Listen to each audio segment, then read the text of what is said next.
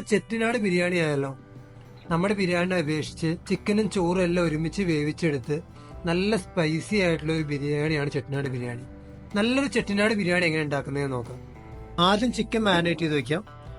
1/2 kilo chicken കഴുകി വൃത്തിയാക്കി നല്ല വലുപ്പത്തിൽ കട്ട് ചെയ്തെടുത്തിട്ടുണ്ട്. 1 ടീസ്പൂൺ മുളക് പൊടി, 1/2 ടീസ്പൂൺ മഞ്ഞൾപ്പൊടി, 1 ടീസ്പൂൺ ഉപ്പ്, 1 table spoon ginger garlic paste, 1/2 cup തൈര്, 1 ടീസ്പൂൺ ലെമൺ ജ്യൂസ്. ഇത്ര ചേർത്ത് ചിക്കൻ നന്നായി മാരിനേറ്റ് ചെയ്ത് മാറ്റി വയ്ക്കാം.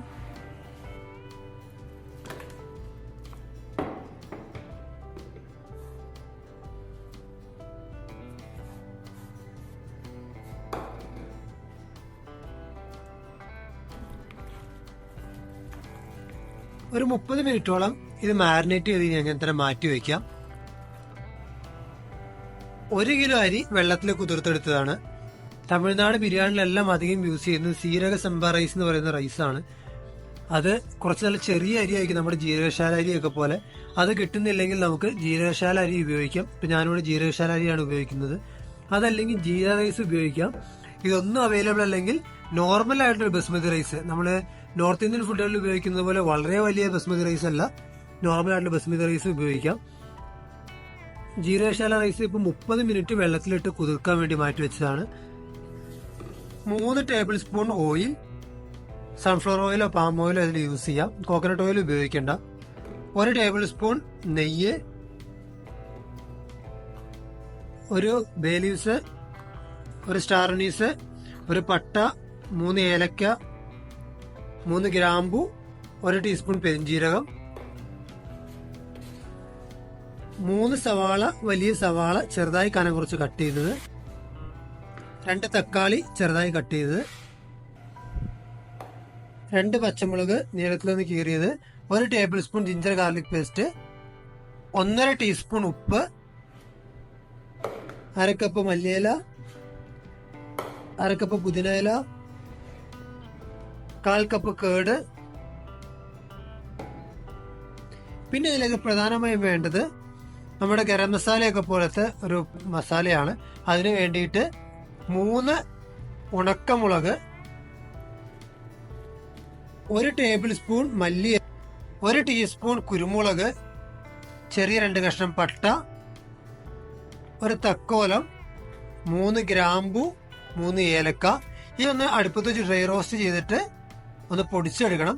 ഒരുപാട് ഡ്രൈ റോസ്റ്റ് ചെയ്ത് കരിയിക്കരുത്. അതിന്റെ ആ പച്ച ഒന്ന് പോയിട്ട് പെട്ടെന്ന് പൊടിഞ്ഞു കിട്ടാൻ വേണ്ടിയിട്ടാണ് നന്നായിട്ട് പൊടിച്ചെടുക്കണം.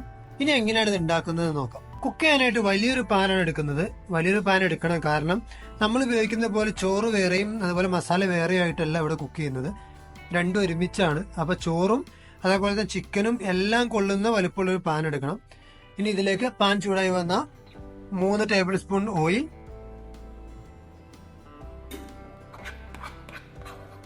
1 ടേബിൾ സ്പൂൺ നെയ്യ്. ഇത് ചൂടായതിനു ശേഷം അതിലേക്ക് ഓൾ സ്പൈസസും ബേ ലീവ്സും കൂടി ഇട്ട് കൊടുക്കുക. സവാള അരിഞ്ഞു വെച്ച് ചേർത്ത് കൊടുക്കാം. സവാള ചേർത്ത് ഹൈ ഫ്ലെയിമിൽ വെച്ച് 1-2 മിനിറ്റ് ഒന്ന് കുക്ക് ചെയ്ത ശേഷം ഫ്ലെയിം മീഡിയം ഫ്ലെയിമിലേക്ക് മാറ്റി വെക്കുക. ലോ ഫ്ലെയിമിലേക്ക് താഴ്ത്തി വെക്കരുത്. നമുക്ക് സവാള ഒന്ന് ചെറിയ ഗോൾഡൻ ബ്രൗണായി കിട്ടണം, ഒരുപാട് കരിഞ്ഞു പോകേണ്ട ആവശ്യമില്ല. സവാള ഒന്ന് കളർ മാറി വന്നിട്ടുണ്ട്. ഈ സമയത്ത് ഇതിലേക്ക് പച്ചമുളകും ജിഞ്ചർ ഗാർലിക് പേസ്റ്റും കൂടി ചേർത്ത് കൊടുക്കാം. ഫ്ലെയിം മീഡിയം ടു ലോ ഫ്ലെയിമിലേക്ക് മാറ്റി വയ്ക്കുക. അതിലേക്ക് ഉപ്പ് കൂടി ചേർത്ത് കൊടുക്കുക. എടുത്തു വെച്ച് 1.5 ടീസ്പൂണിൽ ആദ്യം 1 ടീസ്പൂൺ ഉപ്പ് ചേർക്കുക, കാരണം നമ്മൾ 1 ടീസ്പൂൺ ഉപ്പ് മാരിനേഷനിൽ ചേർത്തിട്ടുണ്ട്. 1 ടീസ്പൂൺ ഉപ്പ് ചേർക്കുക. അതിനുശേഷം നോക്കിയിട്ട് ഉപ്പിന്റെ അളവനുസരിച്ച് ബാക്കി 1/2 ടീസ്പൂൺ ചേർത്താൽ മതി. ഇഞ്ചി വെളുത്തുള്ളി പേസ്റ്റിന്റെ എല്ലാം പച്ചമണം മാറിയ ശേഷം അതിലേക്ക് തക്കാളി കൂടി ചേർത്ത് കൊടുക്കുക. ഫ്ലെയിം വീണ്ടും മീഡിയം ഫ്ലെയിമിലേക്ക് മാറ്റുക. ഇനി തക്കാളി നന്നായിട്ടൊന്ന് വെന്തുടയുന്നത് വരെ മീഡിയം ടു ലോ ഫ്ലെയിമിൽ വെച്ച് കുക്ക് ചെയ്തെടുക്കുക. തക്കാളി നന്നായി വെന്തിട്ടുണ്ട്. ഈ സമയത്ത് ഇതിലേക്ക് പൊടിച്ചു വെച്ച് പൊടി ചേർത്ത് കൊടുക്കാം. 2 മിനിറ്റോളം ലോ ഫ്ലെയിമിൽ വെച്ച് ഒന്ന് ഇളക്കി കൊടുക്കുക. അതിന്റെ പച്ചമണം എല്ലാം ഒന്ന് മാറുന്നത് വരെ. ചേർത്ത പൊടികളുടെ എല്ലാം പച്ചമണം മാറിയിട്ടുണ്ട്. ഇനി ഇതിലേക്ക് മിന്റ് ലീവ്സ്, മല്ലിയില ഇത് ചേർത്ത് നന്നായി ഇളക്കുക. ഇനി ഇതിലേക്ക് 1/4 കപ്പ് തൈര്,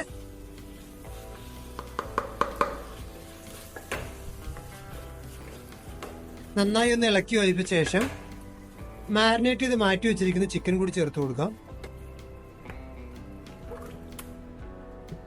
ഹൈ ഫ്ലെയിമിൽ വെച്ച് നന്നായി ഒന്ന് ഇളക്കി യോജിപ്പിക്കുക. ചിക്കൻ നന്നായി ചൂടായിട്ടുണ്ട്. ഇനി മീഡിയം ഫ്ലെയിമിലേക്ക് മാറ്റി ചിക്കൻ 70% വേവ് ആവുന്നത് വരെ ഏകദേശം ഒരു 5 തൊട്ട് 10 മിനിറ്റിനുള്ളിൽ മീഡിയം ഫ്ലെയിമിൽ വെച്ച് വെന്ത് കിട്ടണം. അത്ര സമയം ചിക്കൻ 70% വേവ് ആവുന്നത് വരെ ഇതൊന്ന് കുക്ക് ചെയ്തെടുക്കാം.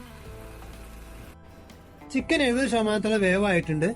ഈ സമയത്തേക്ക് നമ്മൾ വെള്ളത്തിലിട്ട് കുതിർത്ത് വെച്ചിരുന്ന അരി ചേർത്ത് കൊടുക്കാം. അരി ചേർത്ത് നന്നായി ഒന്ന് പതിയെ ഇളക്കി കൊടുക്കുക. നന്നായി ഇളക്കി കൊടുത്ത ശേഷം ഇതിലേക്ക് വെള്ളം ഒഴിച്ചു കൊടുക്കണം. ഫ്ലെയിം ഞാൻ മീഡിയം ഫ്ലെയിമിലേക്ക് മാറ്റുന്നുണ്ട്. 3.5 കപ്പ് വെള്ളമാണ് ചേർക്കുന്നത്. ഞാൻ 2 കപ്പ് അരിയാണ് ഇവിടെ എടുത്തത്, അതുകൊണ്ട് 3.5 കപ്പ് വെള്ളം ചേർക്കുന്നുണ്ട്. നിങ്ങൾ ഉപയോഗിക്കുന്ന അരിയുടെ അനുസരിച്ച് വെള്ളത്തിന്റെ കാര്യത്തിൽ അഡ്ജസ്റ്റ് ചെയ്യേണ്ടി വരും. ഇപ്പോൾ ജീരകശാല റൈസ്, നമ്മുടെ കൈമ റൈസൊക്കെ ആകുമ്പോൾ ഗുണം എന്താണെന്ന് വെച്ചാൽ ഒരുപാട് വെള്ളം കുടിക്കുന്ന അരികളല്ല. അതിന് പകരം നല്ല ബസ്മതി റൈസ് ആകുമ്പോൾ കുറച്ചുകൂടി കൂടുതൽ വെള്ളം കുടിക്കും. അപ്പോൾ അതുകൊണ്ട് അതിനനുസരിച്ച് അഡ്ജസ്റ്റ് ചെയ്യണം. ഇനി ഇത് തുറന്നു വെച്ച് ഹൈ ഫ്ലെയിമിൽ വെച്ച് ചോറ് ഒരു 70% വേവ് ആവുന്നവരെ തുറന്നു വെച്ച് വേവിക്കാം.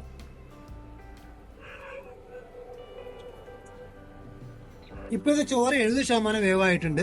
ഇനി ഫ്ലെയിം മീഡിയം ടു ഹൈ ഫ്ലെയിമിലേക്ക് മാറ്റി അടച്ച് വെച്ചിട്ട് ചോറ് നന്നായിട്ട് വേവുന്നവരെ വേവിച്ചെടുക്കാം. അടച്ചു വെച്ച് വേവിച്ച് ചോറിപ്പോൾ വേവായിട്ടുണ്ട്. ഇനി നേരെ ഫ്ലെയിം ഓഫ് ചെയ്ത് ഏകദേശം ഒരു 10 മിനിറ്റ് ഫ്ലെയിം ഓഫ് ചെയ്തൊന്ന് അടച്ചു വയ്ക്കാം.